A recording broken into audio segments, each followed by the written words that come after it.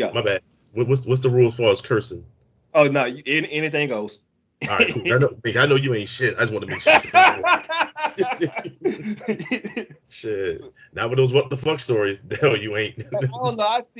That's been going on for like so many years now, man. I just like put up a couple of alerts and stuff, and I just like pick out, whatever I think will make them kind of like be grossed out or whatever. Right.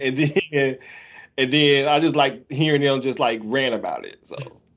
So it's just a little bit fun thing that I do for them every week. Yo, for the longest, I thought you was white though, right? Really? Yeah, because when I first started listening to the podcast, I found them on a whim, and it's like JTD. I'm still like, all right, it's like some white guy name sending us some craziness. All right, cool. But even when I saw you in the group, I still didn't put two and two together until one day I looked. I said, that's a whole nigga. When you walk through the garden, you gotta watch your back. Well, I beg your pardon. Walk the straight and narrow track. If you walk with Jesus, he's gonna save your soul. You gotta keep the devil way down in the hole. Welcome to the Edited Out Podcast, where we always keep it in. I am your host, Jawan, and with me, as usual, is my co-host, not Jamelle, but Devin first, because Devin is the one that's here. How you doing, young Devin? I'm glad you asked, Juwan. I did not think you would ask me, but I am doing fantastic. Jamelle is dead to us, but she is currently in her happy place because she's probably at the moment. Don't edit that out. Okay. Jamelle, it was my idea to edit it out, but Devin pulled a contract on me and said leave it in, which is currently what is doing right this minute. The views of Devin Lamar are not the views of Juwan or the Edited Out Podcast. We will not be striking that from the record, but we will be keeping it in. Thank you. That's all I wanted to say. How are y'all doing? I am fine. Joining us tonight, though, is a very, very special guest. He is an actor du jour. He was involved. Yes, definitely. It's true. He was involved in the production of We Own This City, so he may have some insights on some of the scenes that we're going to discuss. I'd like to introduce my friend Dorian to the podcast. How you doing, sir? Yeah, doing good. That's what's up. But man, thank you again officially for joining us tonight. We appreciate. Thanks for being here. Yes, we appreciate you coming on to give your insights on your acting career and on this show that you were involved in. We definitely appreciate. Where's the Popeyes? We have to freeze dry and air some out to you, bro. I'm about to say those tenders are long gone, my dude. That's all I had. So I guess I'll first ask you, what was your background in acting, and how did you get into this as your career, or wanting to be your career? Man, well, honestly, it's kind of got into it ass backwards, like most things in my life. I had a friend of mine. She's been acting for a number of years, and she kind of was always bugging me to do it. And I kept brushing it off. I'm not doing it. It's not my thing. And one day she caught me at the right day. I was having a crisis as far as work. I was tired of my professional career. I felt like I needed something different, something drastically different, something creative. And she caught me on the right day. And she said, yo, it's a class coming up. I know the instructor, so I know you missed the deadline date, but I can get you in. Oh, okay. Dude, just try it. I was like, you know what?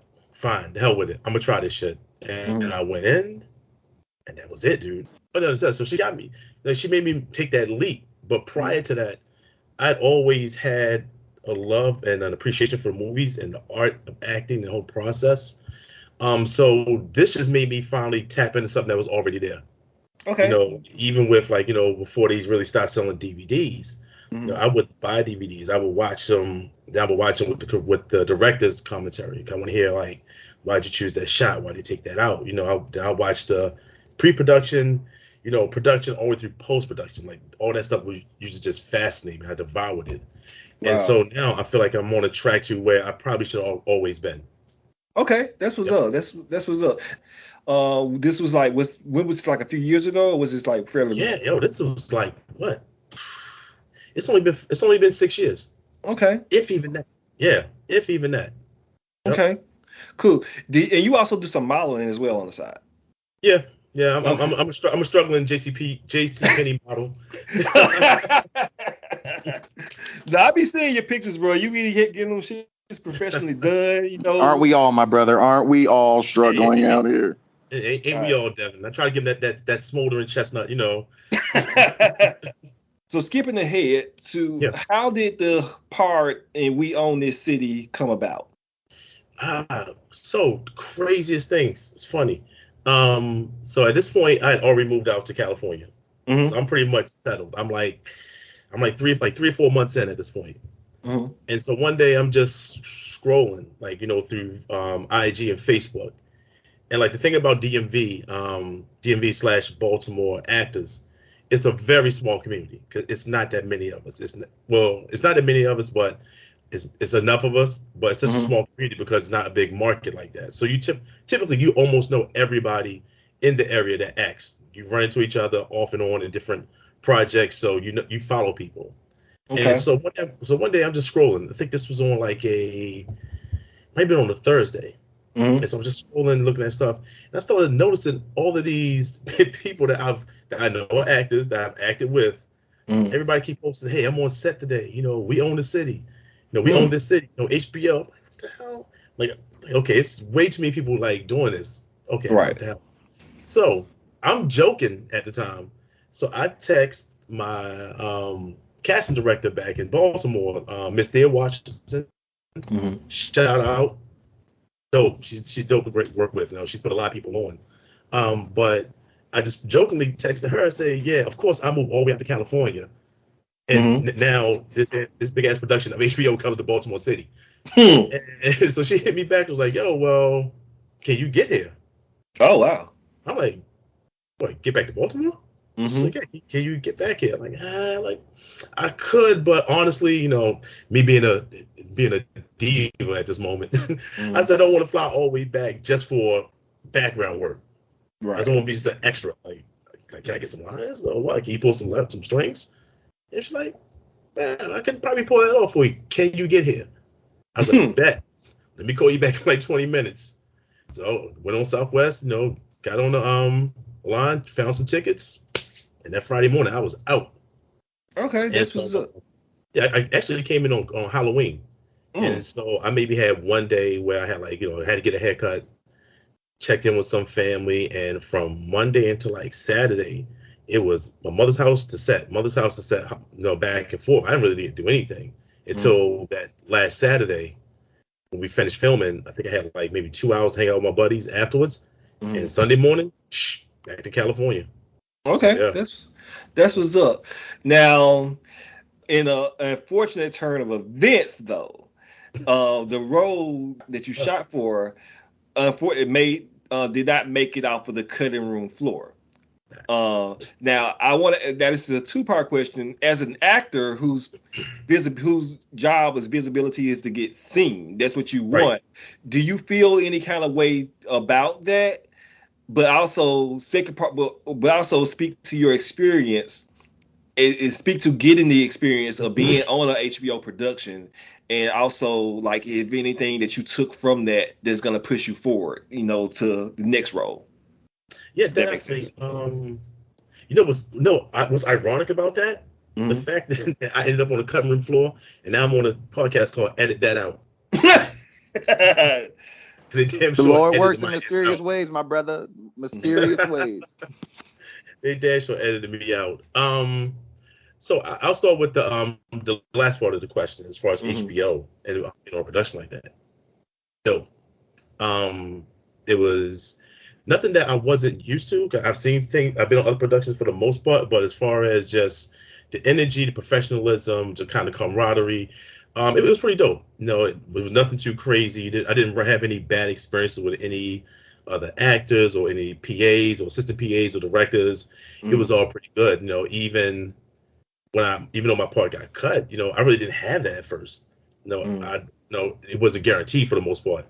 It wasn't written. It was like, they got me on set and they kept moving me around. Like, hey, well, Oh. let's put you here. Say this, say that. Here's some other stuff. They put me I was in about like 3, maybe 4 scenes where I actually was. No, I'd say 3 or 4 scenes. 2 scenes where I definitely was saying something. Mm-hmm. But so that was real dope. Because that's the one thing about even being a background actor. Mm-hmm. You never know who's going to see you as far as on set. Mm-hmm. What the director may see you, or they may have, or another actor may see you, one of the bigger names. So you know what, like we need somebody to do this, get him or get her. I saw one of my friends on there, like she came in just as a regular background, had nothing else, and they ended up using her for an entirely different scene that gave her more screen time. Oh wow! I don't think she had I don't think she had lines, but she still got more screen time, so that was dope. But overall, the experience with HBO was dope, man. It was real good. As an actor, how does it feel to get cut? Damn. If only this was vodka. I cried a few times. No, honestly, dude, I really am not surprised, and I'm not bothered by it. I mean, it sucks a little bit. If I was more okay with them cutting my lines as opposed to, hey, at least still let me be seen on screen. Right. Let me do my little walk by, look at the camera. Especially this one scene I know I shot where I was like pretty much face front with the camera for an extended period of time. But luckily, again, kind of going back to my story as far as like just being into the whole world of acting, just like watching interviews and things like that with actors that have made it, and talking about their growing pains. So luckily, I never came into this world with any kind of unreasonable expectations. Right. So something like this, like, yeah, okay, yeah, like it's nice. It sucks, but yeah, I know people's scenes get cut. You may do all this work for like a week or how many ever hours, and they'll take you right out. Or you mess around, only get to see like the back half of your head while they shoot across your shoulder to the main actor. So yeah, my expectations have always been pretty measured. Even when I first started, kind of going out there, I was on a hot streak. Like when I first started, submitting for castings, I was getting stuff like back to back to back. I was like, wow, this is pretty dope. But in the back of my mind, again, I knew just from watching other actors go through their stuff, before I even got into acting, I already knew all right, this is gonna dry out at some point. It's gonna be an ebb and flow. It'll be hot right now, and you're gonna fall off for a second, but you gotta keep doing the work. You gotta keep putting yourself out there, especially as somebody just starting out. So yeah, I've seen people come in with these high expectations that start off hot. When they got cold, it kind of really threw them off track for a minute. So. I got you. I feel you, and I'm glad that it doesn't get you disillusioned. To where you are like that.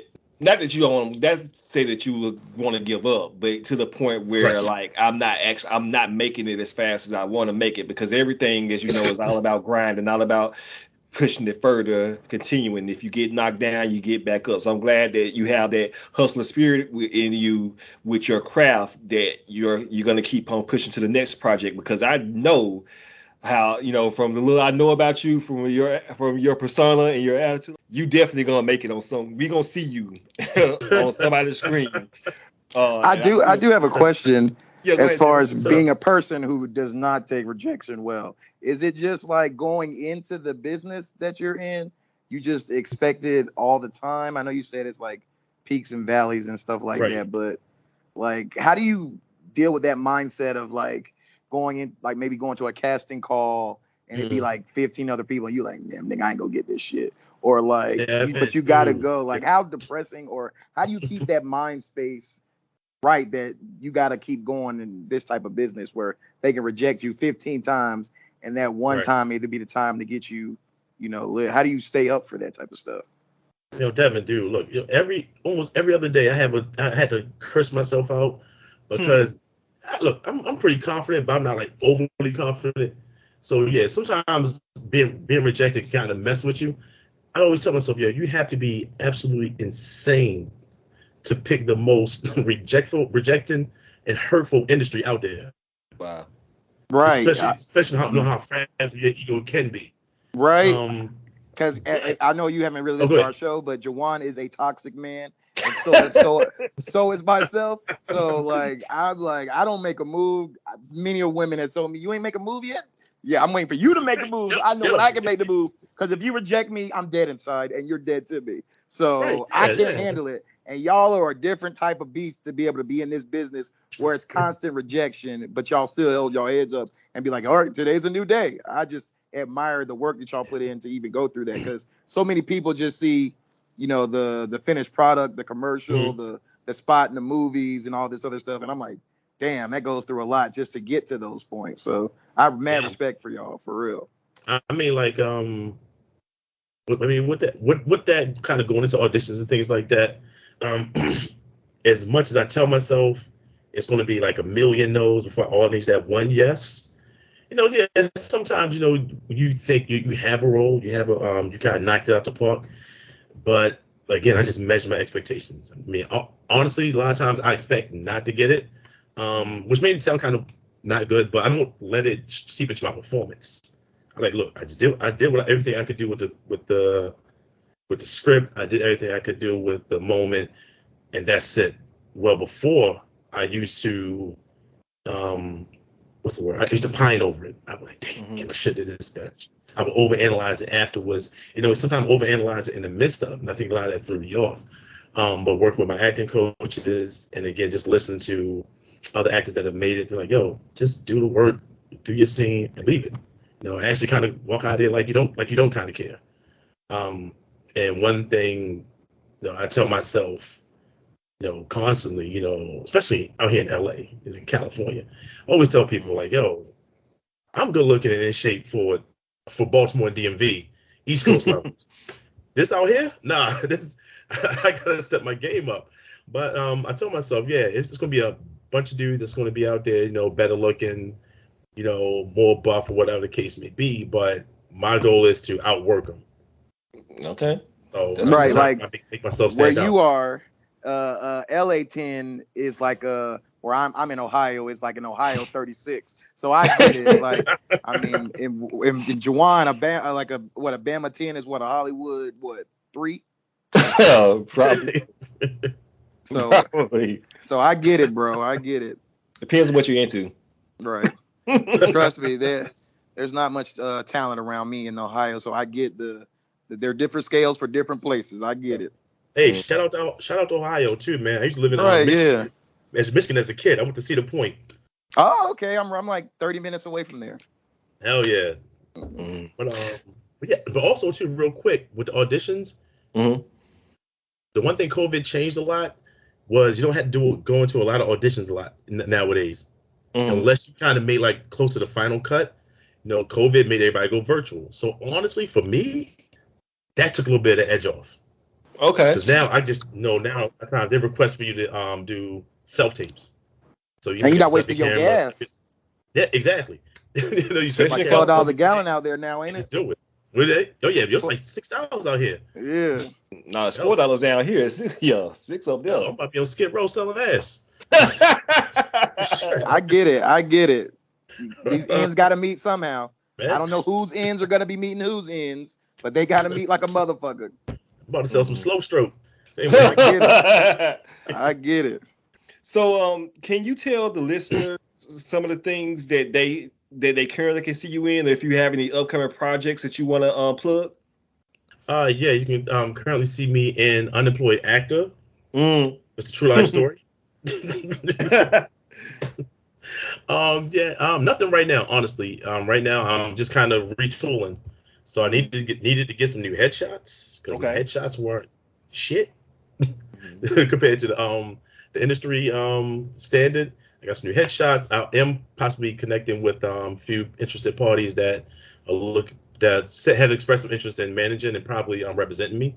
So that'll help make that process a little bit easier. New headshots, new connections. I don't have to be looking for the casters myself. They can actually present stuff. But as of right now, We Own the City was the last thing I did. Okay. So, yeah. That actually leads me to another question.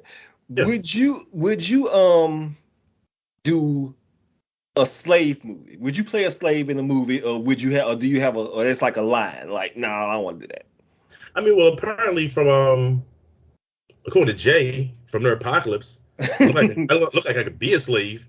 I didn't forget that one that day. Oh, that was a good burn. That was hilarious. Damn, would I do a slave role? Honestly, JTD, I don't know. On one end, I feel like it's tired, it's trite. There's so much more that could be done, but at the same time, the other side of me is like, you know, who am I to disregard that character? You know, that was a slave. You know, if it's a prominent name, thing like that, or even it's the name that they made up just to tell this particular story, this particular narrative. I think there can be a lot of things that can be discovered beyond, oh, he's just a slave. There's a lot belief that I think a lot of times we just get caught up in, oh, it's a slave, so disregard, just toss it away. It's not, it has no value. So honestly, I do not know. Yeah. Okay. I think I would have to see the role.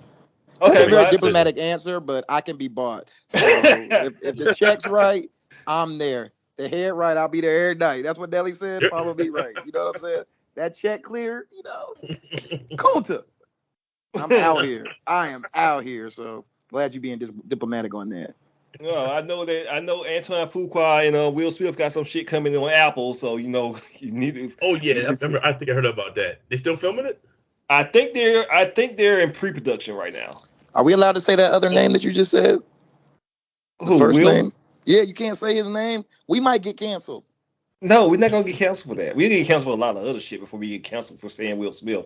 I don't know. He getting his shit paused. All my stuff gets edited out, Juwan. You know that. Not anymore because it's a tier.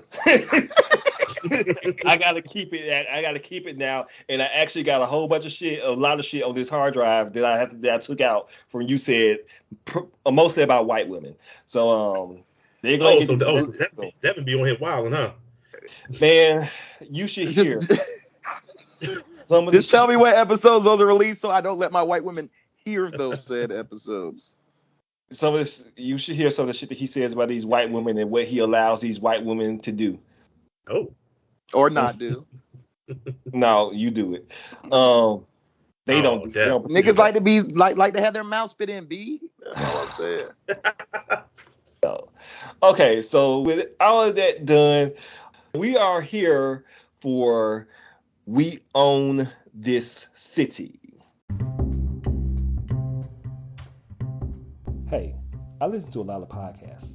They're my top source for news, information, and entertainment. So when deciding to start our own podcast, we went with Anchor as our hosting partner. Anchor is free to use and it's so easy to get started instantly in your podcasting journey. They have loads of creation tools to really make your podcast stand out. You can record and edit your podcast right from your phone or your computer, or even import your own pre-recorded file. You can add sound effects and music into your episodes. You can be as creative as you want to be. Anchor will also distribute your podcast for you across all the major platforms like Spotify, Apple, Stitcher, and many more. Also, you can even monetize your podcast with no minimum listenership requirement. Everything you need to make an amazing podcast is literally right in the palm of your hands on Anchor. Download the free Anchor app in your app store or go to anchor.fm to get started. That is anchor.fm. Can't wait to listen to you next. Episode 5 and episode 6, the final 2 episodes of this HBO limited series. Before we get into the recap, I wanted to start with Dorian and ask, because you were involved in the production of the show or on the show in some part, what was your impression about the show, and how have you been liking the portrayal, especially being someone that lived in Baltimore for some time? Yeah. The impression of the whole production, the whole story kind of going forward, I feel like it really touched on a part of Baltimore that, unfortunately, I'd say a lot of people have a very skewed vision of Baltimore. But I think this also gave another look at it without I feel like just piling on what's been previous. It doesn't feel like another slam on Baltimore. It's just hey, look, this is just another aspect. You know, this is other side of the world. I think a lot of times people get kind of caught up in that. Okay, well, Baltimore's this. You know, no, Baltimore has this. You know, like everybody has parts of it and pockets of it where you don't really want to involve yourself with. You know, but I think a lot of times people on the outside looking in like to just paint Baltimore with this broad stroke of just being, you know, constant chaos. Every neighborhood is like the Wire and stuff like that. So, you know, it's not like, you know, it's not like that any more than, you know, every neighborhood in New York is, you know, New Jack City. Things like that nature. But as far as the show, I think it captured a lot of things right with Baltimore, as far as the aesthetics, the feel, the energy, just the way, you know, we communicate with each other, and interact. You know, even with the interaction with the police, you know, it's, you know, it can be definitely antagonistic, you know, because, you know, it's the nature of the beast. But even the kind of unspoken relationships between the criminal element and the police, where it's almost like a distorted, maybe I want to say respect, but distorted respect and appreciation for the roles each party has to play. It's almost like, look, I know you're a cop. You know, I'm out here doing my thing. I know you gotta do what you gotta do. Let's just go through the motions, get this over with, so I can be back out here like a couple of days later. You know, I think the show captured that energy, you know, very well. Right, and it's good that you mentioned, you know, how Baltimore was seen through the eyes of people who are watching it from The Wire. I don't know if before The Wire I ever even thought about Baltimore, or, you know, in a sense of like, what's going on here? And I think The Wire kind of gave us a sneak peek or a peek behind a certain aspect of it. But in some way, I've heard, and later on after The Wire ended, that it was somewhat a gift and a curse for Baltimore, a gift that it put their city on the map. It really portrayed, you know, the goings on in the city, sometimes a negative, but sometimes a positive light. But also in the aftermath of The Wire, it kind of made it into a, how can I say, like a morbid tourist attraction where people would come from out of state to kind of like view places in The Wire, and also kind of lead to the disenfranchisement of people that still live in those neighborhoods every day.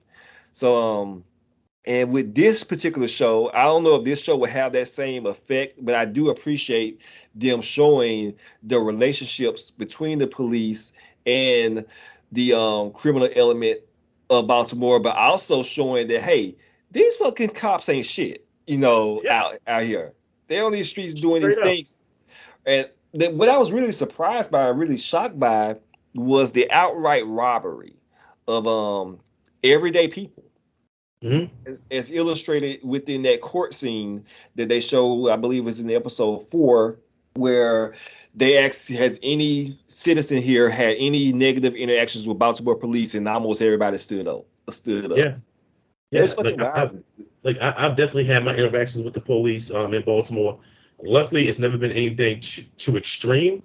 I've definitely had some incidents where, all right, that was foul, you know, or that should have been handled way better than what it was handled. Yeah, and also too, I think a lot of times when we talk about, you know, the whole Wire, the Baltimore, even the corner, the perception of Baltimore. Yeah, I remember the corner. A lot of people just get caught up, you know. And honestly, I don't like to engage those type of people with much dialogue, because honestly, I don't think they're too intelligent. Because a lot of people just get caught up in, okay, that's Baltimore, as opposed to really looking at the stories in the Wire, in the corner, and then now and beyond the city, as, you know, not looking beyond what's being served face value, and really seeing why Baltimore is like that in certain areas. You know, why people are living like this, you know, in certain areas. There's cause and effect. These people are not waking up, you know, just waking up and just burning buildings down, or just want lives. You know, I'm just cracking it. It's just, that's all I want to do. And kids doing this, that, and the third. You know, there's a reason behind that. You know, there is the corrupt police system. There is the lack of money being funneled into the city for programs. There's being money taken out of the schools. There's a cause and effect for everything. And I think a lot of times the people just like, this is Baltimore. They like living like that. No, they don't. Right. And so that stuff like that does get under my skin. But unfortunately, I think more people can look beyond just what's being shown on the TV screen and really think about things and how the machinations work. But of course, you're also gonna have those small sections of people that they're just dumb and just see it as what it is and want to assign that as a character, as what Baltimore is or what Philly is or what New York is and things like that. It's what it is. Right. Yeah, what I heard was Baltimore was crab cakes and football, and that's what Maryland does. Is that true? I mean, the great I forgot his name. Damn. Oh, but yeah, that's my favorite. One of my favorite lines from Wedding Crashers. Yes. I can't remember the character that said it though. Yes, but yeah, crab cakes, man, they're okay. I'm allergic, so I can't even eat the stuff. Oh man, that's gotta be sad for you being a Baltimore nigga. You can't eat the crab. That's right. They're the roaches of the sea. I'm good. I thought that was shrimp, which are delicious. No, they roaches too. Yep, shrimp, lobster, crabs. Yep, all scavengers. I'm good. Sack. Who you were thinking of? Sack. Is that who you were thinking of? Sack Master. Yep. Yeah. Yep.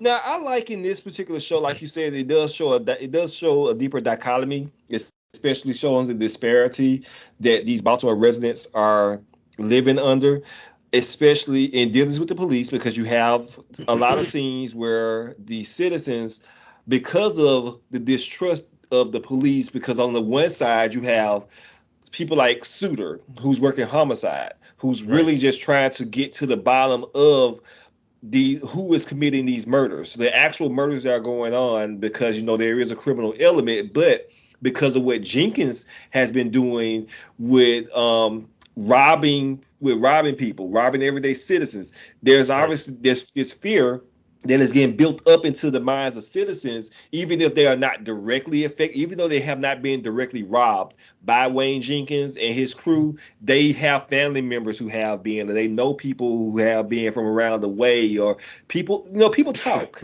So obviously, you hear like, well, the police, they pulled me over and said I assaulted them, and then try to put me in jail for 2 days for no reason. I lost my job. Then of course, somebody's grandmama who may have heard this story said, "Well, fuck you, Suter. I don't need to tell you shit because your homeboys out here fucking up my family and their livelihood." And I do like that juxtaposed with Nicole Steele character, as Devin calls her, the black lady, because he doesn't remember names, is where she's interviewing, where she is interviewing these everyday citizens and to try to do some good in the police force, or at least them to get to change their tactics. And also Commissioner Davis, who reluctantly good guy, was trying to do something, but at the very end, that they're basically getting stonewalled by the politicians. We definitely saw a lot of that in The Wire in season 4, and definitely in season 5 with Carcetti. And then you have the real life Baltimore mayors who weren't on the up and up. But yeah, I'm jumping ahead. I'm jumping ahead here. So let's go ahead and get into the recap. I'm gonna probably be all over the place. So I'm gonna probably combine some episode 5 and 6 together. But we're gonna power through it because this show is very, very dense and it's hard to structure to talk about. Real quick too. Yeah, go ahead. They probably never gonna see this, but who knows? Shout out to Jamie Hector, who plays Suda, and definitely. John Barenthal who played Wayne Jenkins. Yo, the scenes I cut. I was in scenes with them. They were real cool, man. They was some dope cats. So me and Jamie had a quick conversation about some music stuff, and had an interaction with John Barenthal that was pretty dope. But he's a wild boy. Like, I heard. We heard stories. Good way. Yeah, I didn't know he was from DC until after the fact. But yeah, he's a fun character though. Yeah, definitely heard stories on set about John Barenthal, and I heard interviews with him. Yo, he just sounds like, a guy that a cool guy to hang with, Almost like he wasn't acting at all. Just acting, yep. It might have not been. We'll see. We'll never know. So in the episode 5, I'm gonna go ahead and get all the interrogations out of the way, because we are seeing Gondo being interrogated again. And during the interrogation, it's revealed that he got shot as a robbery attempt on him, as he claims. But Jensen says that they have a source saying there was retaliation for drug trafficking that he was involved in. And Gondo like, what that nigga Jamelle say? If I may, you sustained a gunshot wound in 2006. What was that about? I called a hot one when some dude tried to rob me, and he got shot. It's in the reports. You said that. I'm sure you got all that. Actually, we have conflicting info on that incident. Conflicting? Mm-hmm. One source indicated that shooting was actually drug-related. A retaliation for some trafficking you were involved with. Who told you that? Graham? Shoot, Jamelle just trying to shine the teacher's apple if he's laying stuff like that off on me. I mean, that ain't even credible. What is that? I mean, he's my boy, but he's always had his own problems. What kind of problems? He likes women, for one. I'm saying, this man said he has watched the pussy. Excuse me, Miss Jensen. Because we know Jamelle, it is our Jamelle, by the way. Jamelle, we're going to just claim that. Jamelle is the one that was telling Gondo, was snitching on Gondo because Gondo was snitching on him, and that he's just trying to roll up because Gondo's like, well, he likes women too much. And he can sit and watch the pussy. Excuse me. He told you that, huh? He's like, I know who said that. I already know. You ain't even got to tell me. I know who said that shit. Mm-hmm. So Jamelle has a hoe flashback from him being a hoe and getting information from his hoe. Devin, do you? You can't say. First off, you can't say that. I can't say that. His friend that works of the night. All right on. But no, I kid, listeners. Don't cancel me. So. All right. No. So they grilled Jamelle about a shooting that he was involved in, but Gondo says that he shot 3 niggas. And we do see a flashback of one where he did shoot somebody and he claimed it was in self-defense. But I believe that it was Jamelle trying to rob the guy, is what I think went down. And it just got out of hand. But we also see that his colonel, who's now the deputy chief commissioner, the deputy commissioner Palmieri, was coaching him on what to say to internal affairs department. So that also goes to show how, in which we've seen in various other scenes in this show and previous episodes, how this all just trickles down, or actually not even trickles down, that you have like from the lower rung officers on the street are looking to the brass. This point is the colonel coaching him, and then he becomes the deputy commissioner. So what is going to change if you have these officers who are just getting promoted, but they're out here doing dirt, So it's just the culture. Yeah, the culture just like it just permeates through the entire department. Right. It just cultivates that constantly. Like you want them to do the right thing, you want them to try to do better, But it isn't. And the fact there's no accountability. Like if there's no accountability, why should I even bother changing? Exactly. If I'm coming in, I want to be like, if I'm coming in with rose-colored glasses, I'm gonna be a good cop. I'm gonna do this with the people and this, that, and the third. But I'm seeing the other side of that. At some point, not saying, oh man, fuck that, whatever. At some point, you're gonna get corrupted. And even if you stay good, you're gonna get stonewalled. They're not gonna let you get anything done. Right. Anything positive you try to implement is going to instantly be counteracted and sabotaged. Right. As we will be seeing later, that's exactly what happened.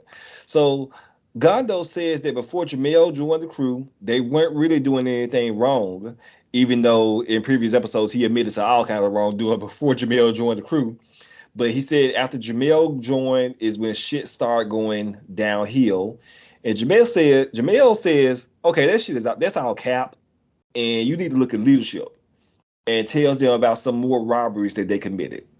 And I cannot remember this guy's name, so I'm going to call him Finding Forrester. You know what I'm talking about. So he tells the investigators that Jenkins was just wilding out, and it wasn't just money that he was stealing. He was also committing overtime fraud, and plot twist, Jenkins was white boy Mike out here, and because he was out here selling drugs with his pal Louis Anderson. That dude looks just like and sounds like Louis Anderson. That white dude, it's uncanny. Yeah. White boy Louis Anderson. Yes, his friend. Yeah, all right. The one that be selling the drugs for him. Oh, okay. Yeah. I know I'm on fried. This shit to say. Mm-hmm. This ignorant shit to say. Yo, I actually didn't follow the story that much. What was actually happening. When I found out Wayne Jenkins was a white dude, I was surprised. Wayne Jenkins sound like the most blackest ass name. And also he code switches because he does talk. When he talks to black people, he talks in quote unquote jive. But when he's when he's like with the white brass, he's like, yes sir, it's all good. Leave that shit up. Yeah, he kind of puts on a little twang in his voice. When he talking to black people, he's like, yo, bump boy, I say like Wayne Jenkins is like the perfect definition, and this is white people listen to this. That he's not, I don't care what color he is, he's a nigga. I don't care what color, he's just a nigga. That sounds about right. That is about right. Because Jenkins is off the chain, B. Off the chain. As they repeated like 10 times. Something I haven't heard since 2005. He's off the chain. That nigga's I'm like watching this show, I'm like, I just say to my, like, this nigga is a wild boy. Right. Like he is out here. All day. Mm-hmm. Wilding. God damn. So all because a nigga shamed him on his crabs. Well, yeah, those were some small ass crabs though. He's supposed to get the king crab. See, that's how niggas that's how niggas turn to a life of faking their time cards, stealing niggas cokes, and he crash can't come. their cash. I can't eat them. Even though I can't eat them, you can't come to Baltimore no bullshit crabs. Nah, dude. You gotta eat clown. He was a broke boy. Yeah, he was a broke boy. And look what happened when he tried to get non-broke. So, going to Nicole Steele, aka the black lady, I'm gonna go ahead and get all her stuff out the way because the consent decree I'm gonna be honest, you gotta check out anytime she's on screen. So go ahead. But she's fine. Is she? I wouldn't know. Lord, gouge her eyes out. I just check out. Okay. I was hoping to get a scene with her, but I would case it out. Oh man, your time is coming. So the consent decree is coming, and so she goes to talk to a father who's been harassed and falsely arrested by Herschel over a traffic stop with a broken tail light. And Herschel does his little move where he fakes being assaulted by just bouncing, like hopping up or running into the dude and says, hey, he assaulted me. Which, if I was a cop in that situation, like, y'all are all surrounding this. You just gonna, like, all y'all just gonna let this shit fly? Like, he just bumped into this dude on purpose. That's my biggest thing. Look, I understand police corruption. Like, I get it. All right, cool. I get it if you don't even like black people. You don't like people of color. For me, if I don't feel like doing all the hassle of paperwork, dude, you're not doing that shit in front of me. I'm not being involved. I'm not being a part of this nonsense, dude. That's like, that's way too much. That part I don't get. Now, you might not want to step up and say anything, but why you want to even be involved in that shit? Yeah, that's right, because it's only gonna put more work on them, on the other officers who have to arrest this dude. They gotta show up. They may have to show up to court, do the paperwork. Why are you letting this shit? Also, he can get still $600, on the low from this dude. I'm on administrative leave. I got all this other stuff. Like, I don't feel like I'm not dealing with this dude. No, we're not doing this today. Right, but that's like you said. It's just all around in the department at the time. It's a sickness, man. Exactly. Herschel steals the man's paycheck, which was, I think he said $680. The man spent 2 days in jail, was made to waive his right to sue for false arrest by the state's attorney, which I believe that was still Marilyn Mosby's office at the time. That was one of her prosecutors. And he subsequently lost his job and only got the $50 back that Herschel submitted to evidence. Fucking wild, man. Fucking wild. That's so sad. Trash. That's trash all the way around. I'm trying to think, was she in office then? It feels like so damn long ago.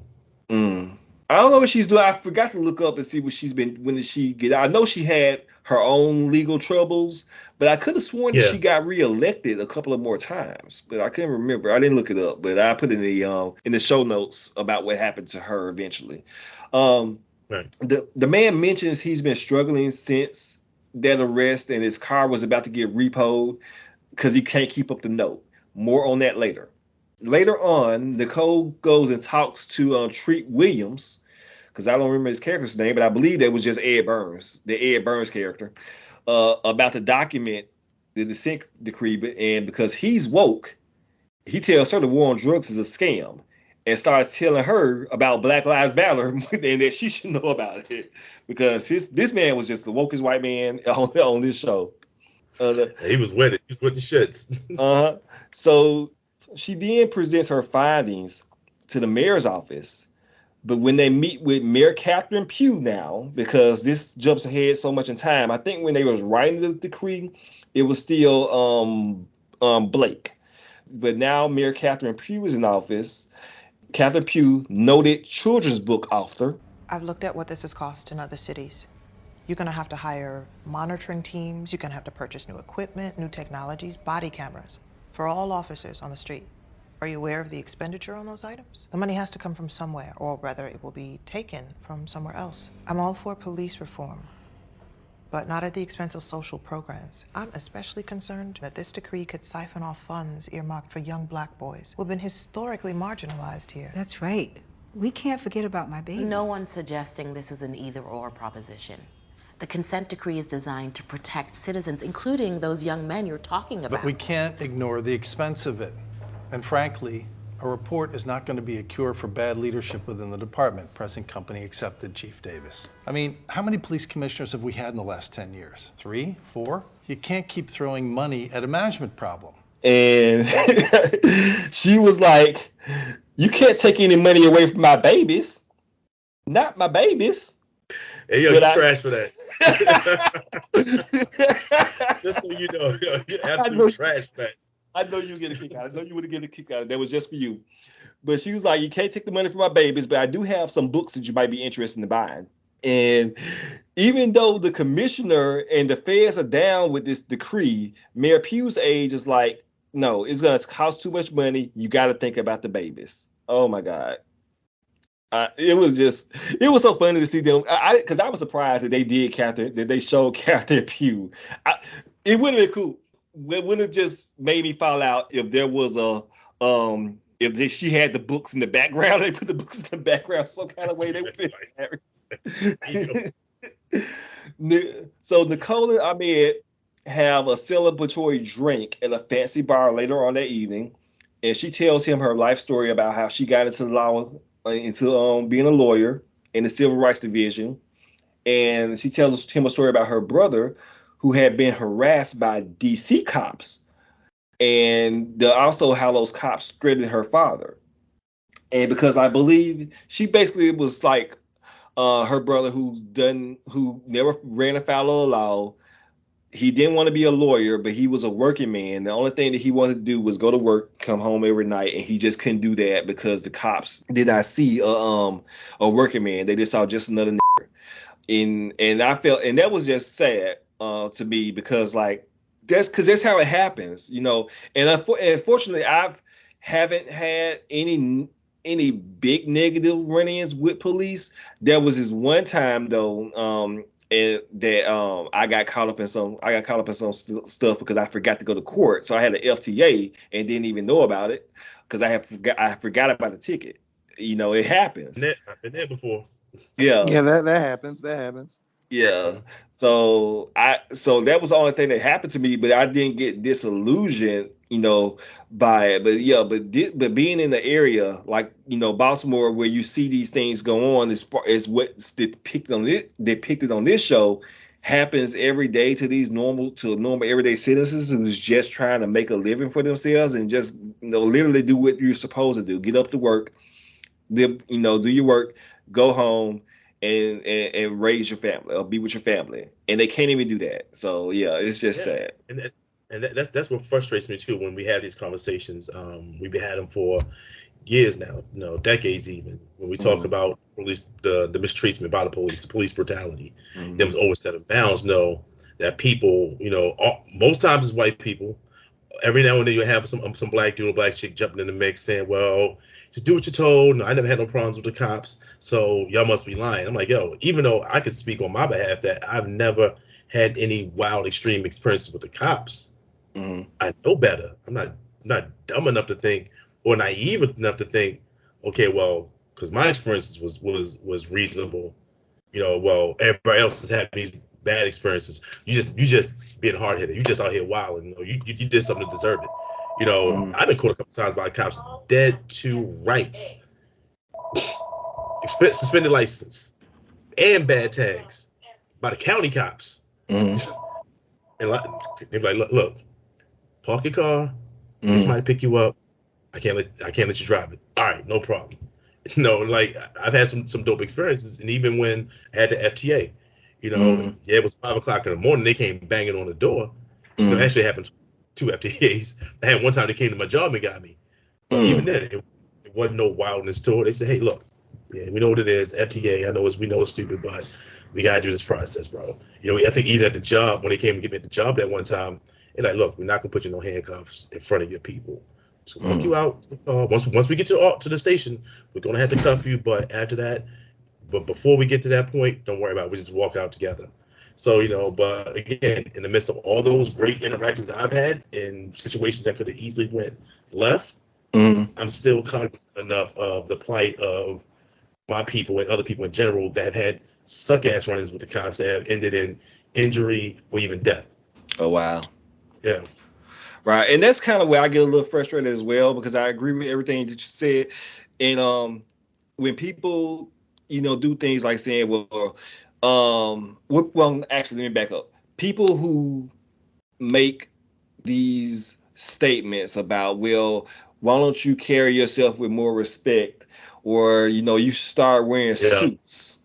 And, start dressing better. Start dressing like a thug. You start wearing pull your pants up. There is no garment that you will be able to wear as a black person that's going to make you be immune to negative police interaction. Because it's not the responsibility of the victim to make the victimizer feel comfortable. So that's why I hate that kind of thing. Talk your shit, nigga. Sure. Yes. So you can get harassed as easily wearing a 3-piece suit, and then you can get wearing a t-shirt and jeans. It's gonna if it's gonna happen, it's gonna happen. Yeah, that's real. It's levels to that shit, because you may come out with a suit and tie. So yeah, one cop may not look at you as a threat or quote unquote thug, but it may be another cop right behind them. They may see you. Oh, this uppity nigga. Yeah. Yes. All right. I'm gonna break him down a couple of notches. So yeah, exactly. there is no nothing that's gonna protect you from it. No, it's so more multifaceted than people really think. Yeah. So with that being said, let's go ahead and get to the star of the show, Wayne, my nigga Jenkins. So Jenkins, we first see him as he's posing as a federal attorney to go to a suspect's house, and they go there with the intention to find drugs and money, which they do rob him of, but the guy doesn't have any drugs at this nice big ass house, so they ain't find drugs anywhere in there, because someone with that big of a house and that nice of a house is not gonna hide any drugs at the house. But he's a smart drug dealer. But Jenkins does press the guy to flip on some other dealers, which they didn't show it, but I believe he has, which probably led him to like some of these small time dealers. And finding Forrester. Oh, by the way, I'm sorry. Mm-hmm. Oh, I'm sorry. Can I jump in real quick? Go ahead. Oh, quick shout out to my man Prentice, that played that role. Oh, okay. Yeah, local Baltimore DMV actor. Shout out, bro. Good stuff. Oh, definitely. Okay. And Finding Forrester reveals that Jenkins was a family man, but only in name only, because Jenkins loves the adult documentaries. And the one thing that kind of flips me out on TV shows, because when the wives come in and they watching porn, they always do this number, like down. Like, why are you like that? Like, just change the tab. You got tabs for a reason. Just change. But boom. Juwan, are you speaking from experience or what's happening? I don't know what the fuck you talking about. I'm just saying, like, what's are you divulging personal events on the podcast? I don't know what you talking about. No, I got a Jarvis lock, so you got to have a code to get into this. Oh, okay, right. You ain't gonna have no Nate problems on your computer, right? No, definitely not. Okay. I use the private. I mean, if you watch porn, you got to watch on your phone and use the private tab, the private browser. People, don't do that in your regular shit. Apple can still incognito. Oh wait, they can't. Oh, I'm not. Wait, I'm watching porn. That ain't no secret. But Apple can still see it. I just want this in discretion. They can't. They gonna judge me for watching porn? I don't know. They might be holding. Depends on what kind of porn it is, but I know it's on the up and up. I'm just fucking with you. So I mean, you know the type of porn. Blacked, yeah, of course. Blacked on blondes. I mean, you know, hogs.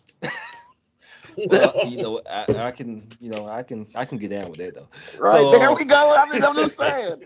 You already know what I'm into. I mean, they ain't gotta ask. They can just ask. I'll tell you what I'm watching. All right now. So Jenkins, because he loves a fat ass, he goes to these fancy hotels downtown to eat by himself and get topped off by IG models. And so which, by the way, there is nothing wrong with that.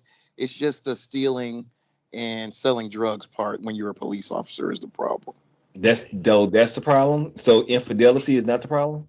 I mean, Jamelle's not here, so we can act up. We can act up a little bit because Jamelle's not here. So when the responsible woman is away, the niggas will play. You feel me?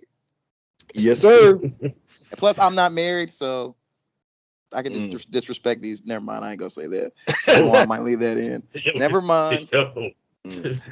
So he takes a rookie into a field in the middle of the night.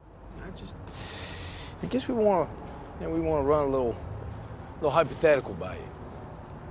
You know, like a what if, right? Okay. Yeah. Say we're on an investigation, found a big time drug dealer, a real fucking monster, right? We get wind on where he's keeping his cash, and then we actually come upon that cash. It's right there in front of us, and we just, we take it. What would you think about that?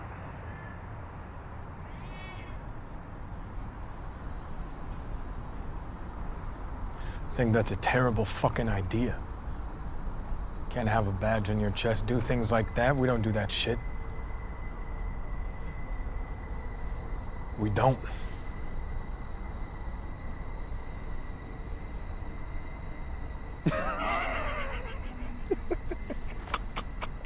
Hey, man. Exactly the answer we're looking for. Come on. This shit can't stop. I like it. And I immediately thought this was going to turn into the first episode of The Shield, which Devin didn't watch. I don't know if you watched it, Dorian, but I've seen The Shield. Definitely watched The Shield. Hell yeah. Absolutely not. So he asked the rookie a hypothetical that if they come across some drug money, how would he feel if they take it? And the rookie is like, fuck that. I am good police. I don't do anything wrong. It is by the book. I will turn you all in a heartbeat. And Jenkins is like, all right then, and promptly transfer his goody two shoes ass out of the unit. Cause all right, I ain't got time for none of this shit. I really thought they was gonna. I thought they were gonna jump me in or some shit. Yeah, look here, look. This is part of the reason why I'm not a cop.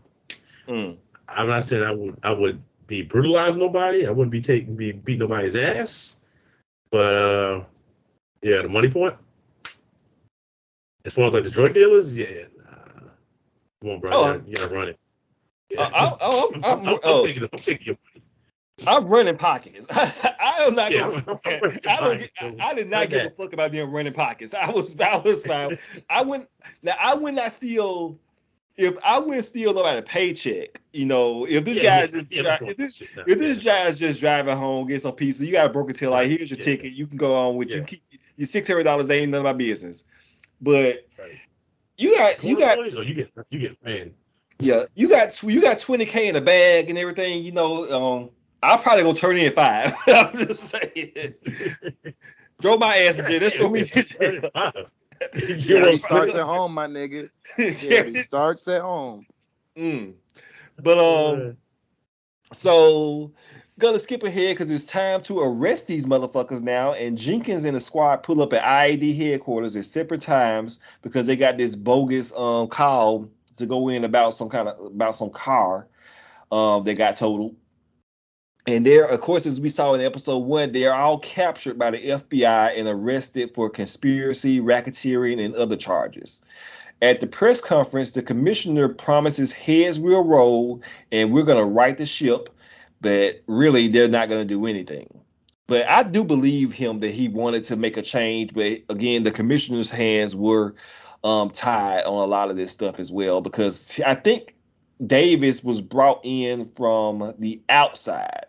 So he wasn't like a Baltimore, like he didn't come up in Baltimore. At least I think. I gotta look it up. I might be talking my ass, but I think that he did not come up through the Baltimore ranks, and he was brought in from the outside. So that's why he was more prone to trying to change the department.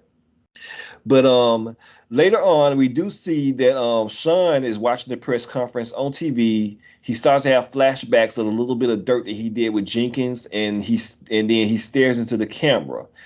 And later, when he's driving home at a stoplight, we do see a tow truck is pulling up next to him that has a classic Cutlass on the bed, and it's revealed to be the repo car of the man that Herschel stole from. So it's kind of one of those little things that David Simon does in his shows where, you kind of like give a full circle moment where, yes, this guy talked about him not being able to have his car anymore, and then we see it later on being repossessed. And, while Sean is kind of like, Sean doesn't know this story, but we know what happens to Sean later on. So it's kind of like a sad juxtaposition, how this whole thing. Yeah. So, and later that night, Sean can't sleep. He gets out of bed and stares out the window and also stares at his wife. And done. So, moving on to episode 6 is Jenkins' turn at the proffer table, but he ain't with that shit. So he starts putting out his best Nino Brown impression. Well, first off, I'm innocent. And I'm not going to sit in front of you and tell you that I haven't been around some bad things. I have. But I can also tell you that these things that you think that I've done, these things that you've heard about me, they are false. Completely false. Now, is there misconduct in this department? Of course there's misconduct, but I'm not the one you want. Sergeant, our investigation is lengthy and detailed, and the charges against you are corroborated by electronic intercepts as well as a multitude of witnesses. Okay, so a multitude of witnesses lied. How about that? Can I ask you a question? I'm one of the most talked about, most celebrated officers history of this city. Do you not find it odd? And now all of a sudden I'm the mastermind of this whole thing? That doesn't strike you as weird? They're all lying. That's what I said. Mm-hmm. In the Burley case alone. Oh, come on the Burley case. I'm completely innocent on that. I didn't plant those drugs on Umar Burley. That wasn't me. No, hang on. I know who did that. I know who did it. And maybe you're right. You know something? Maybe the fact that I knew that information, I didn't report it at the time, maybe I was wrong there. So you got me. I'm guilty. Hey, you win. But the bottom line is I did not plant those drugs on Umar Burley. I didn't do it. It wasn't me. For the sake of argument, You want to tell us who did?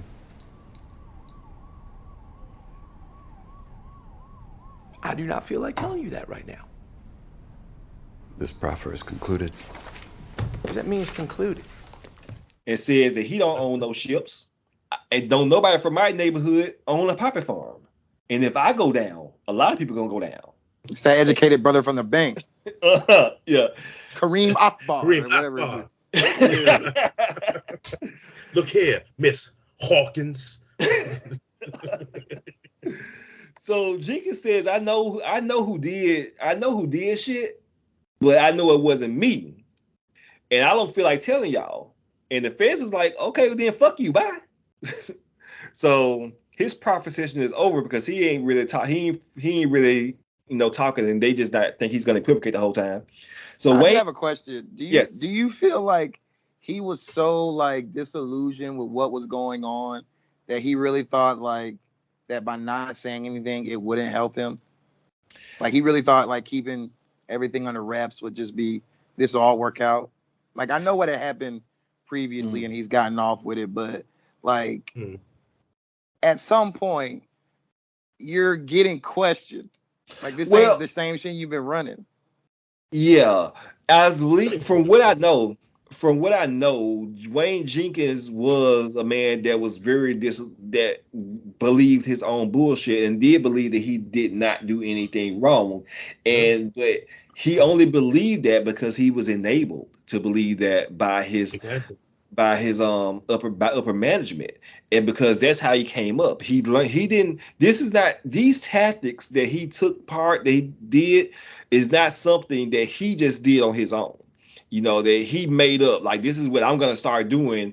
This was a culture inside the police force where they run pockets and still trim a little bit off the top here and there doing busts. But it's because he got greedy. And because he was stealing thousands of dollars from these people doing these busts, and he just started getting reported on, and they could no longer use his cases in court. So that's really what got him caught up. It wasn't if he was talking about cold cash, thousands of dollars, money so tall that all the bitches want to fall. Okay. I'm sorry, right. Go ahead. So if he could just if it was just like a few $100s here and there or whatever, some penny and shit, I don't think he would have ever got caught. He would have still kept the golden boy persona, but I think it's because he just flew too close to the sun, thinking that even the lawyer before he gets to there, the lawyer, I don't remember how he said it in the courtroom, but he's like, nigga. I'll catch you later. Bates. Beat me again, huh? Well, you lost when you said you guys surrounded the car. That amounts to an unlawful detention. Shit. What about the kilos I seized, huh? I done bother you? Nah, man. Fruits of a poisonous tree. What's up, man? Easy come, easy go. Fuck you. Wait, look, Wayne. Look, hold on a second. I don't know what you're doing out there, okay? But everybody tells me the same thing. Huh. You rob, you steal, and you're taking everybody's money. I told you that. But your client told you that? Look, he told me you didn't turn in all those drugs, okay? Look, never mind the cash, but he's not the only one. They're lying. Wayne, come on, man. This was a multi-kilo seizure, and my guy had priors. Stevenson's a big dog. You ever wonder why this case didn't go federal? Yeah, think about it. The U.S. Attorney's Office doesn't want to touch you anymore. They want nothing to do with you. Why would that be? You out here, you are hot. Mm-hmm. And he was just like, all right, whatever. Still, right. It's like, nigga. Even when he was talking to I don't remember who he was talking to at this all. I just walked in, so it was just fresh. But like when he was talking to the people, he was like, there's always people investigating us. This is Baltimore. It takes forever. Bro. Right. But yeah, this just the nature of the beast. It's just what we do. Right. You are wilding. Right. The common person ain't gonna understand. This is how it's been done, for years, for decades. It's just how it goes. Yeah, exactly. Like you said, I mean, even though I think like in the back of your mind, you have an inkling it's not ethical, it's not right, but at the same time, you override that by as this is the way it's always been done. Mm-hmm. And that permeates, just in American society, period. So I'm not even surprised that it permeates through the police department. I can't imagine any other job that you can, I'm gonna say any other job that you can really steal from for years and not catch up, and it really doesn't catch up to you because like you can still like niggas, you can steal $1 out the, you know, you come your register come up short, niggas ready to fire you. This motherfucker sent thousands of dollars. You know, Wayne learns from his lawyer that everyone has basically rolled up on him as being the kingpin of this shit, and he just keeps insisting that he's not a dirty cop because he believes his own bullshit. But plot twist. We see the crew snitching like hell on Wayne Jenkins, and they also put the feds up on his boy Louis Anderson, who gets promptly arrested and then promptly starts snitching on Wayne Jenkins and on his damn self. It's like, hey, what y'all want to know? I did, just to let y'all know, I did have 3 keys of cocaine. Y'all can have that because y'all didn't find it. But if it lets me get off on a lighter sentence, you can have Wayne Jenkins and those 3 keys of cocaine, and I'll just go home and I'll never do another crime again. I promise. That's a nice trade-off. Yeah. Let's negotiate. Right. So in flashbacks, we see Jenkins pitching a tantrum, like you was alluding to, Devin, because the drug dealers he steals from are actually reporting that he steals from them. And they keep getting off on the charges. And one of the drug dealers' lawyers insinuates that this should have been a slam dunk case, but it was a bad stop. And whatever the hell you and your boys are doing are not making any difference on the street because these cases are not holding up. And Wayne does take this into consideration. I don't know if I believe him or not, but John Barenthal played it well because he does try to go to his lieutenant and get transferred, but she's like, no, you stay your white ass here. We need you. We need stats. So later on, we see a short scene of Brill getting arrested and by the county, and the feds rolls up on Jenkins' homie, the one who's been planting drugs and guns for him, and he too immediately starts rolling on Wayne Jenkins. The bosses, like I said, refuse to transfer Jenkins, further solidifying his golden boy attitude, and later Jenkins tries to get with Gondo and Jamelle to keep his name out the paperwork of the arrest. But of course that plan then works because Jenkins ain't shit. And I'm powering through this, but these are kind of like, it jumps back and forth because we do see flashbacks of Wayne. That's when he was telling them like we can do this shit, but it's just got to be y'all two and keep me out of it. Yeah, exactly. Yeah, that's exactly what it was. And they was like, whatever. We can try to look at these t-shirt too. We need t-shirt. Jenkins ain't shit. Yeah, that should be. Maybe we put on the merch. But we see another flashback of Wayne Jenkins giving the opening speech of the first episode to the academy class again, but this time it's revealed to be all the officers in the GTTF. That's the other thing with being brutal. Not only does it get in the way of getting good cases, beating on people, you're gonna get ID complaints, files, maybe even a reputation. Get enough complaints, get transferred out of your unit. And even if you can write your way out of the hassle, most police worth of shit can write their way out of pretty much anything. Look, it gets you the kind of attention that only makes it harder to do the job. If beating on people made cases, shit, I tell you, go out there and kick everybody's ass, but it does not work. So if that's the kind of work you want to do, I'm going to tell you right now, you're not coming anywhere near my unit. Gun Trace Task Force, we are not about that bullshit. Make no mistake, we're about getting guns and drugs. We're about getting the motherfuckers that deal the drugs and shoot the guns. That's what we do. That's what we deliver. Gun Trace Task Force, we get those guns and we put them on the table. We get that dope and we put it on the table. My unit took 132 guns off the street in 9 months of work. We got 59 cases charged. Every single one of those went up to Calvert Street. During that time, we kicked in 45 doors. We got in over 1 kilo weight of dope and coke, not to mention the pills and all else. We took all that and we put it on the table. That's what we do. That's what we deliver. That's the job. You take care of each other. I'm proud of you.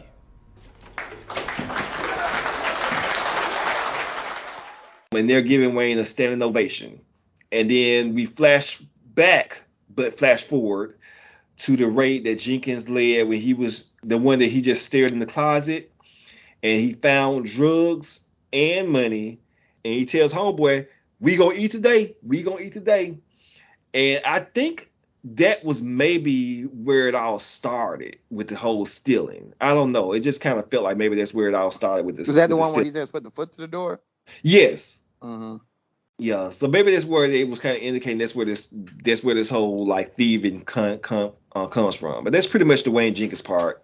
I'm gonna do the black lady next, and then I do Sean last since he had the more tragic part of the episode. So the black lady goes back to Treat Williams because she delivered that dissent decree, and he basically tells her some more woke shit again. Let me ask you another question. Please don't take this the wrong way, but what doesn't this consent decree say? What do you mean? Well, I mean, this is an immense document showing what the police do that is wrong procedurally and unconstitutional. It cites chapter and verse patterns and practices that violate civil rights at best and brutalize citizens at worst. And it represents a lot of hard work on the part of you and your team. So credit where credit is due. But what is it that you can't say that you need to say? What is the Justice Department unwilling to admit? What are the police trying to do? Arrest everybody? We spoke about this. I heard you. Mm-hmm. But why? What's the mission? The drug war. Exactly. And in a war, you need warriors. In a war, you have enemies. In a war, civilians get hurt and nobody does anything. In a war, you count the bodies and then you call them victories. Is the Justice Department or even the Office of Civil Rights ready to declare that we long ago lost this war? That we've achieved nothing but full prisons and routine brutality and a complete collapse of trust between police departments and their cities? I fought this war, Nicole. I was even good at it and honest when I did it. But it was lost when I got there. And I did nothing but lose in my time. And the guys who are out there right now in the street, they all know it's lost. Are you people ready to say that out loud? Is anybody? And asked her like, hey, this is all cool. You nailed it down. You said what they're doing wrong. You said what you think they should be doing. But it doesn't have anything in here about the war, about how this war on drugs ain't shit. That it was a false narrative to begin with. It don't have it in here about the politicians not being shit. How the police are not shit, and you might not be shit either. So you need to go ahead and get out of here. But you have a good day, Nick. I mean, dear sister. Oh wow. Oh, that's unhinged. Meanwhile, the commissioner is trying to get Mayor Pugh to agree to the consent decree for reforming the department, but she keeps talking about not stealing from my babies. But I do have a book that you can read, though. And the black lady meets with the nigga with the fingers in his beard, as Devin called him last week. And like, I mean, yeah, he's that like, that is disgusting. And it was cold this time, though. He needs a shower. And the guy's playing like, what's next? What's next? And she doesn't really have any answers. But we do later on find out that Nicole has quit in protest because fuck Donald Trump. He's now in office. Ahmed got it. She doesn't have another 4 years of her within her to do any of this. So she's just out of this. She's totally disillusioned at this point. So that was the end of her storyline. But still, it goes to show, because I know I skipped over it, but they do have a scene where her and Shauna in the courtroom is seeing all these black dudes basically getting railroaded by the system, which she kind of sees as a system that she cultivated as well, of just putting black men behind bars for little more than marijuana possession, or failing to appear. It's just a prison factory. Like what they call it, the school to prison pipeline is pretty much what she feels like she's contributing to. So it's all messed up. Like you said, Dorian, it's just kind of like, it's just a vicious cycle that, something has to be broken in order to stop it, So let me go ahead and get Sean out of the way, and that's our last little segment here, because his story is really tragic, because the feds are starting looking at him in connection to that car chase that went bad and killed an elderly man from the previous episodes. And they insinuate that either Sean planted those drugs, and that's going to either make him a suspect, or he could be a witness. But what they do not do is give Sean any assurances that he's not being looked at all, which I think kind of goes to his mindset a little later in the episode. So while meeting with his lawyer, Sean is further worried about his involvement with Wayne Jenkins, and it is implied that he did take that money, because if you remember, Devin and Dorian, Jenkins tried to give Sean, I think it was $5,000 from that raid at the car wash, but they did not actually say whether or not that he took it. But I believe by his state of mind, I think he did take that money. And therefore, if he did take that money, he's gonna have to explain that he did that. He took the money. He knew Jenkins was stealing drugs and stealing money. So that's gonna incriminate him. And he has another sleepless night where he looks in on his sons and some family photos. And then I believe this would be the next day, while riding with his partner, Sean keeps getting frantic text messages from his lawyer. He tells his partner he thought he saw a man crouching in the alley, but the partner doesn't buy it or thinks that Sean is seeing things. So they go to Sean's old post to reminisce. Then they go back to that alley, and Sean tells his partner to hop out because he sees the suspect again. Only Sean saw him, by the way.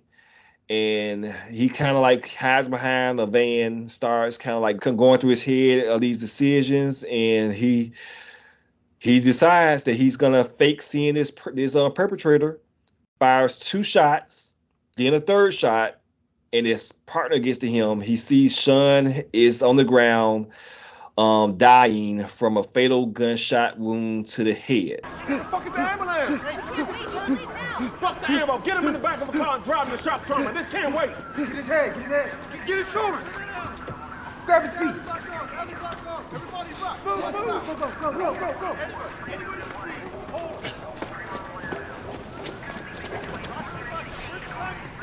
Description. Height, weight. I didn't see anything. The shooter. I got here so fast, man. I could see the gun smoke above from where he was laying. I didn't see anybody. But you heard the shots. I heard 3, maybe 4 shots. One of them might have been an echo. He shouted, "Stop, police!" Then the shots. His leg was still moving when I got here, man. I was just coming from the corner. I was here within 3 to 4 seconds. Where was the gun? Under his right shoulder. Radio too. When backup got here and we rolled him, he was still holding his radio in his left hand. Nobody in. He's fighting the suspect for a gun in his right hand, but doesn't drop the fucking radio in his left hand? Or he hit the guy with it.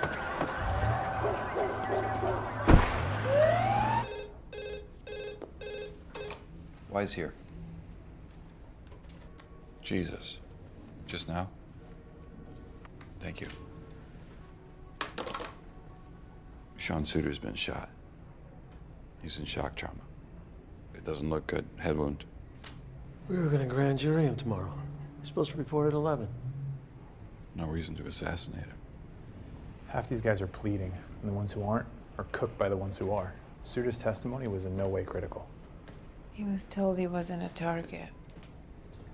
Raham's gonna name him as taking money back in VCID. Yeah, but is that enough for him to... Yeah. For a cop, yeah. This was really fucked up because I don't know how y'all felt when y'all saw this, but I don't know from what we saw of Sean in the previous 4 episodes or 5 episodes that he would be that distressed enough to take his life in this moment. And I don't know I mean, it's a true story, but I don't know narratively if that was earned or that was really portrayed, that he would be in that much emotional distress. But again, with people, you never know sometimes. Nigga, I said, Okay, when because I don't know anything about this. I'm like, this nigga shot himself? Like, I was like, what the fuck? So to say it was unearned is heavy, because I did not see that shit coming at all. I'll give you a bit of inside baseball as far as Baltimore right now. since that happened, Mm-hmm. nah, Chief. Nobody in the city believes that shit. Everybody in the city believes like he got taken out. It was a hit. Oh, really? Yeah, he's pretty much set to like at some point, I guess, testify. Mm-hmm. So pretty much everybody believes in Baltimore like he did not kill himself. They think it was a hit. Okay, so I like that explanation better because it is. That's crazy too, though. That's wild. Yeah, well, but not surprising, right? Yeah. Not surprising. Yeah, it would not be surprising. I think if they would have maybe, and I guess you only have 6 episodes. I mean, they could have did 8, but I think if they did do a little bit more to show like how or put the seed earlier, like they did with other officers. Right. Early on about what his involvement would be in the case, instead of just shoehorning it in episode 6, like the end of episode 5 and then episode 6, where you got to show up to your proffer session, and then have him do that. That's why I feel like it was unearned. But if they had did that more, then I would have felt like, okay, he was going through it this whole time. Right. But yeah, like they do it. I know it was an independent autopsy or something that state said it was a suicide, but like you said, Dorian, like nobody really buys it, and they think it was they keep it officially as a homicide on record. So I guess that is I don't know. So can you speak to this part I was gonna ask, Dorian? How was it, if you remember, in the aftermath of that, were they just banging on niggas because they thought somebody killed the cop? Honestly, if that was going down, I didn't hear anything about it. Okay. And that's the other thing why a lot of people ain't really kind of buying into it. Yeah, it was maybe on like the street level, like the corner boys, things like that. Maybe they did get their heads knocked over, but for the most part, I really didn't hear much about that. Yeah. Okay. And also keeping it a homicide, because I was just thinking about his kids and his wife and his kids, man. And first of all, if either way he was taken from them, which is sad, but and then I was worried about if it was something that it was like rude that he did take his own life, then where does that leave them emotionally and also financially? Right. With the getting his pension, getting his insurance benefits and burial benefits. But yeah, that's kind of like that was fucked up with that. And Devin, you said it shocked you. You just didn't see it coming. At all. I'm like, I think I texted because I was just watching. I'm like, this nigga shot himself. Mm-hmm. This is crazy. And then obviously we saw like the part at the end, but where they give a little recap or whatever. But damn, that's crazy. Mm-hmm. So I'm just gonna go ahead and wrap it up and end on the aftermath, because they really just fast forwarded to just get it sentencing these niggas. So Wayne Jenkins is sentenced to 25 years in prison, which he's currently serving. Our brother Gondo, who apparently is a Muslim now, and with his shaved head, he got rid of. I don't know what the fuck was he. Wait a minute, Dorian, was that a wig or with this nigga hairline that fucked up over his head, and he just shaved at the end? I don't know. Cause that nigga hair was wild. I think he had like 10 different hairstyles. Juwan trying to get you he's trying to incriminate yourself. I was trying to get this nigga black, but I'm sorry, my bad. Right. What are you doing, JTD? My bad. But yeah, brother Gondo, he's getting 10 years. Jamelle's got 12 years. Jamelle's probably gonna get 12 years too for not being here tonight, but we'll see. So he got 12 or something. Allers got 15 years, and who else? And Allers was one of the guys that refused to roll. I don't know. They never really illustrated what he was trying to protect, because I don't think he had anything to lose by rolling on Wayne. But he said that he wasn't gonna. He can cooperate. So how much did Herschel get? Herschel, well, we found Herschel got 18 years. 18. Mm-hmm. And Finding Forrester and that other nigga who we barely even saw. You should have had his part, honestly. Had got 7 years. And Commissioner Davis He was fired 3 days before the trial begun of the officers. He got fired.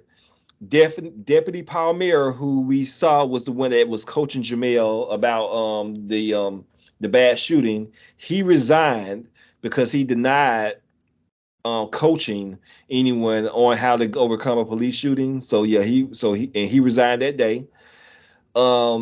Mayor Pugh was later indicted for fraud, conspiracy, and tax evasion for selling children's books.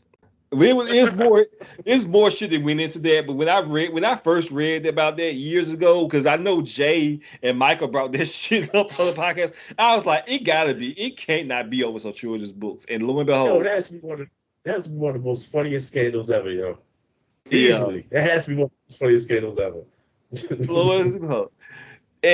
But before that, she had sworn in a new commissioner, D'Souza, who in the postscript it was revealed that he was one of the officers that did dismiss Wayne Jenkins on some on some charges or something. But he made all these promises about keeping up with the reform of the police department, but it was like 3 months later, stop and frisk was back. Search and seizure was back, plain clothes was back. They didn't they just brought all that shit back quietly, let the dust settle a little bit and bring it all back. But he was also later indicted for tax evasion. Taxes again, niggas. Taxes. So if you can't prove it, just get him on the taxes. That's right. So Wayne every time. Right. So the final scene is Wayne is in prison, rocking a mustache, no more goatee, no more code switching because he's probably joined the Aryan Nation, and he is looking upon the life that he created for himself and his new kingdom, which is now prison, because he no longer owns the city, and that is it. Is he he's the solo by himself the whole time? Sorry. I don't know if he's solo by himself. I don't know if the other crew is in the same prison with him, but I think this goes to show that he's a man on his own island though. Right, because they're the goose sweeping up was like. It was at this moment. Yeah, go ahead, my bad. And it was at this moment that Dorian realized his scene got cut. Oh yeah. Yes. You're like, oh shit. Yo, every episode, everybody like, yo, what episode you want? I'm like, I don't know. They don't tell you. I'm not that big time where they're gonna tell you where I'm at, what episode you in. All right, well, I'll keep watching. First episode, all right, cool. Second episode, all right. Third, all right, look, shit. Fourth, like, yo, I got 2 episodes left. Fifth, still nothing. Like, yo, all right, this is it. This is one left. My nigga, I went back and maybe I missed them. Maybe I wasn't paying that much attention. They cut. Maybe it's in one of these night scenes, and I just didn't see it. I was like, but yeah, man, it's a shame. It's funny, right? It was funny. I talked to my grandmother about it. She's like, yeah, well, aren't they supposed to tell you when they're gonna cut you? I'm like, Ma, I ain't no goddamn body. Like, shit, they barely tell the big name actors. Maybe they tell them sometimes they'll cut certain scenes, but they're not gonna call me, hey Dorian, cut the scene that you had. Hope you don't mind this shit. No, you got your check. The fuck out. Yeah. I do mind. Yes, I do mind. Yeah, it's a shame. It's a shame that they cut you, bro. But like I said earlier, that your time is coming. Your time is coming, bro. Just keep grinding out here. So don't forget us little people. That's right. So when he gets his big Tyler Perry movie, don't forget about your homeboys. So it ain't working out. Mind your business. Don't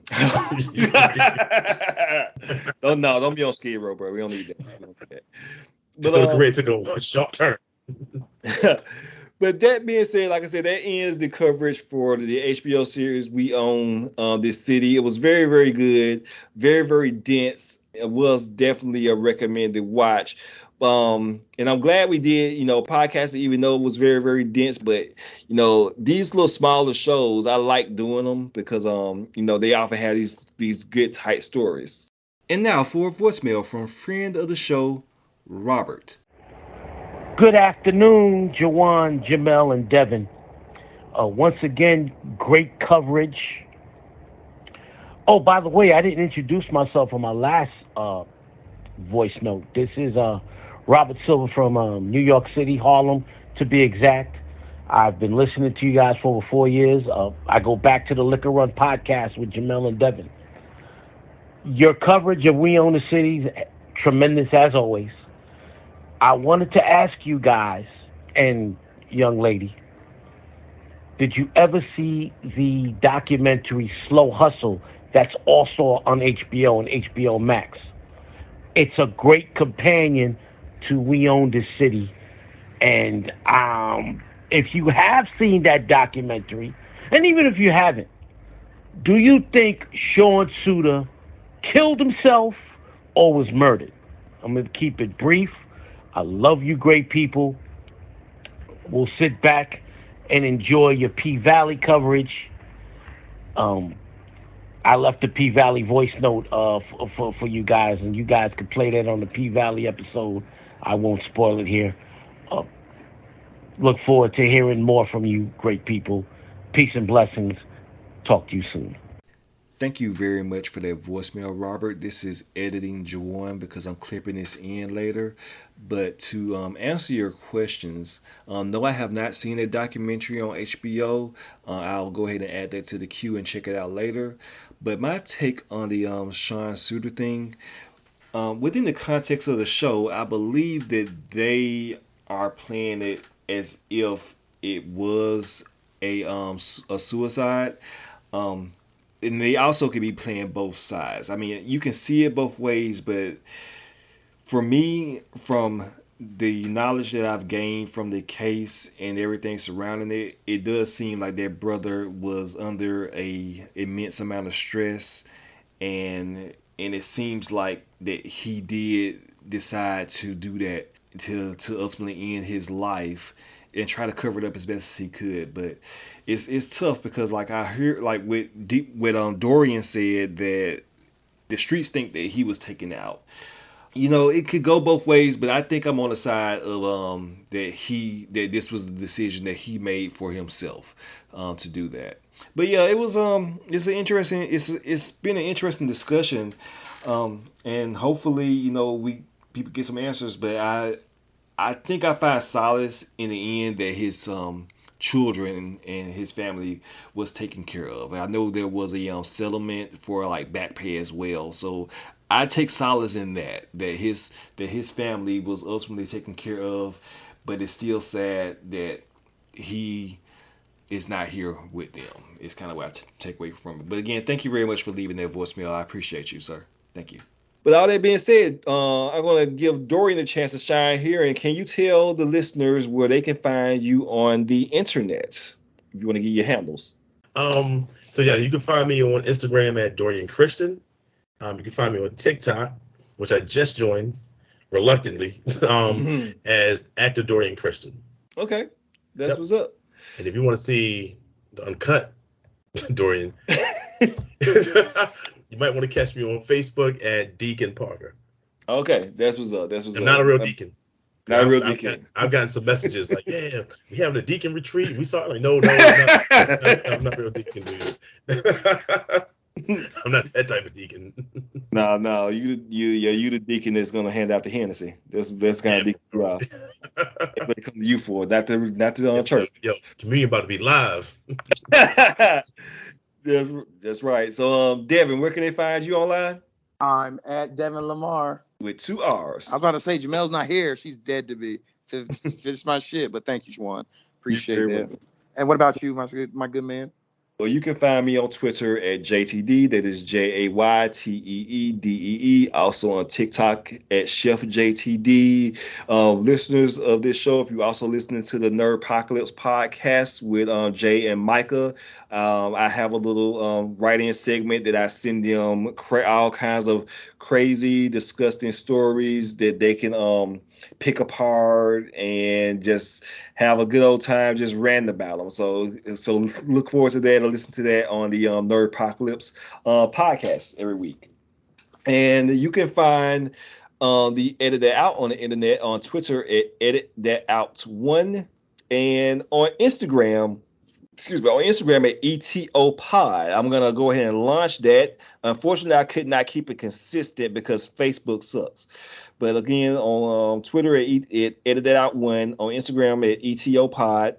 You can also send us an email at etopod@gmail.com. And our voicemail line is 205-304-1655. Facebook, just search for Edited Out, and you will find the Edited Out page with Jamelle, Devin, and Jawan, and the Edited Out Facebook group where I post all the content there. Also, when you're listening to this, our Patreon will be fully launched, and the first episode should be up, where Devin, Jamelle, and myself sat down and discussed the 1997 film Seven, directed by David Fincher, starring Brad Pitt and Morgan Freeman, which Devin watched for the first time and gave his hilarious takes on that movie. So we had a really good time in recording that. First time. Yeah. Devin doesn't watch shit unless we tell him. Wait, hold on. I know sports movies. Devin, dude. I know sports movies. It was a good movie. It was dark, but very good. Right. So hit the Patreon up. Look at our levels and see that we're gonna do a lot more of those coming up. So we thank you for your support there. But just to top this off, we want to thank Dorian again for joining us for this episode. We're gonna keep Jamelle in our thoughts and prayers in her time right now. That she's doing. What is she doing, Devin? Getting the. So we're gonna wish her well. But she's doing better than both of us right now. That's true. Well, I got about 5 more minutes. All right. All right. Let's wrap this up. Anyway, thank you very, very much for listening. We appreciate each and every single one of you out there for listening and subscribing to us. We appreciate you, and we will talk to you all next week for our coverage of the Starz show P-Valley. Peace. Farewell. Hi, my name is Robert Taylor, and I'm a black actor. I had to learn to play these slave parts, and now you can too, at Hollywood's first black acting school. It teaches you everything. Learn Jive Talk 101. You motherfucking jive turkey motherfucker. All right, that's good. You work. All right, you try it. You fucking mothers. No, that's wrong. Watch me, man. Just be cool. Jive turkey motherfucker. Good work. That's only the beginning. You too can learn to walk black. You too can be a black street hood. But this class is for dark-skinned blacks only. Light-skinned or yellow blacks don't make good crooks. Here's a student in our dance class. I didn't steal that TV. It just happened to be under my coat. I don't know nothing, policewoman, Kojak, Ironside. Yeah, I'm a gang leader. I'm in the Warlords, the Vice Lords, the Onion Head. Let's talk to a graduate. This is Ricky Taylor. Ricky graduated from our class 3 years ago. Ricky, can you tell us what you've been doing since you've graduated? Well, Robert, I've played 9 crooks, 4 gang leaders, 2 dope dealers. I played a rapist twice. Whoa. That was fun. Currently, I'm filming a prison movie. I play this tough con that tries to fuck this new inmate. That sounds wonderful. I'm so happy for you. Need I say any more? It's Hollywood's first black acting school. It teaches you everything. Classes are enrolling now. Learn to play TV pimps, movie muggers, street punks. Courses include Jive Talk 101, Shuffling 200, Epic Slaves 400, Dial 1-800-555-COON. Black acting school. Don't try to be cool. Call Hollywood's first black acting school.